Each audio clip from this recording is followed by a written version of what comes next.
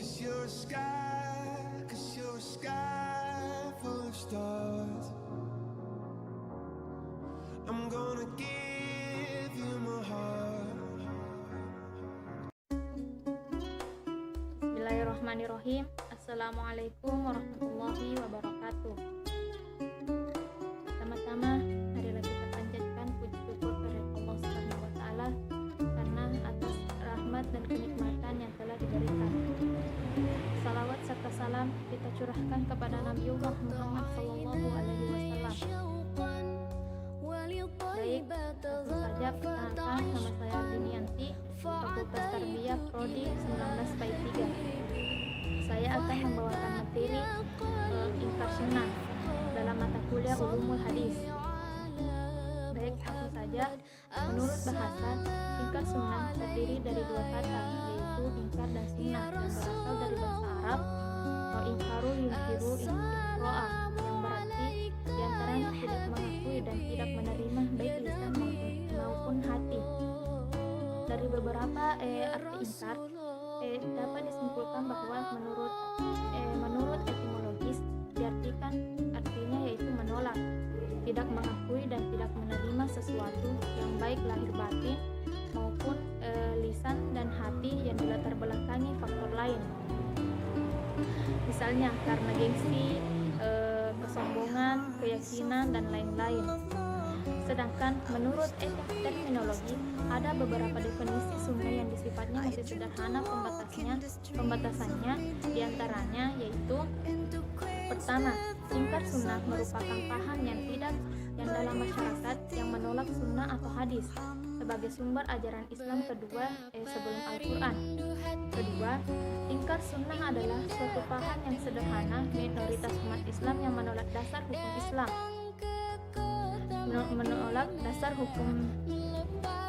menolak sumber dari Islam sahih, baik minoritas Islam yang menolak dasar hukum ini formal dan dikodifikasikan baik secara totalitas mutawatir maupun ahad dan sebagainya, dan ada alasan yang tidak dapat diterima. Dari definisi yang kita pahami bahwa ingkar sunnah atau hadis, umat Islam tidak mengakui atau menolak ajaran Islam tersebut, karena keberadaan ajaran Islam adalah menolak dan hal itu disebut dengan al-munkir al-sunnah. Kelompok ingkar sunnah merupakan lawan atau kebalikan dari kelompok mayoritas umat Islam dari sunnah sebagai salah satu sumber ajaran Islam. Adapun golongan dari ingkar sunnah ini terbagi menjadi 3 golongan, yaitu golongan yang pertama, golongan yang menolak secara keseluruhan. Golongan kedua dan golongan ketiga ini masih ragu terhadap keberadaan mengakui akan adanya sunnah ini. Ada pula argumen ingkar sunnah, yaitu argumen ingkar sunnah cukup banyak dikemukakan jumlahnya. Ada yang argumen nakli, isinya ayat Al-Quran dan hadis, dan ada juga argumen non-nakli. Argumen non-nakli tidak hanya menjelaskan tentang ayat Al-Quran dan hadis yang berupa sunnah atau hadis Nabi.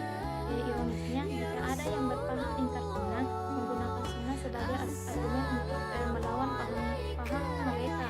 Adapun argumen non-nakli, cukup banyak argumen non-nakli diantaranya yaitu Al-Quran diwahyukan kepada Nabiullah Muhammad SAW melalui perantara malaikat Jibril dalam bahasa Arab. Dalam sejarah Islam mengalami kemunduran. Yang ketiga, asal mula hadis Nabi diambil dari kitab-kitab hadis. Yang keempat, menurut Dr. Taufik Sidki bahwa tidak satupun hadis dicatat pada masa zamannya Nabi. Adapun kelemahan argumen nakli, yaitu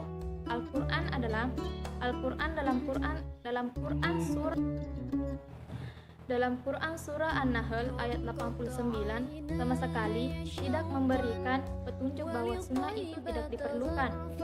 Dalam yang kedua, Quran Surah Al-An'am ayat 38 yang dinyatakan oleh pengingkaran sunnah sebagai argumen menolak sunnah.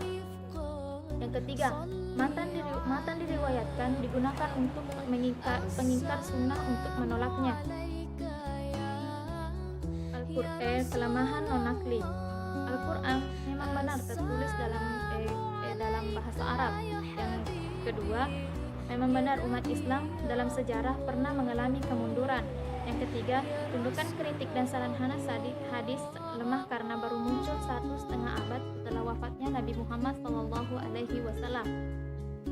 Yang baik, kesimpulan dari materi ini yaitu ingkar sunnah terdiri dari dua kata, yaitu ingkar dan sunnah. Yang ingkar bahasa artinya menolak atau mengingkari, yang berasal dari kata kerja yaitu angkara yungkiru.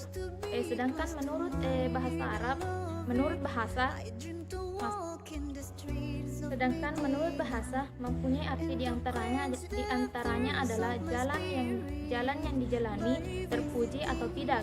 Namun jika diteliti lebih lanjut, seluruh argumen nakli diajukan oleh para pengingkar sunnah sebagai salah satu sumber ajaran Islam. Islam adalah lemah sekali. Begitupun dengan argumen non-nakli. Mungkin hanya itu yang saya bisa sampaikan dalam materi ingkar sunnah. Assalamualaikum warahmatullahi wabarakatuh.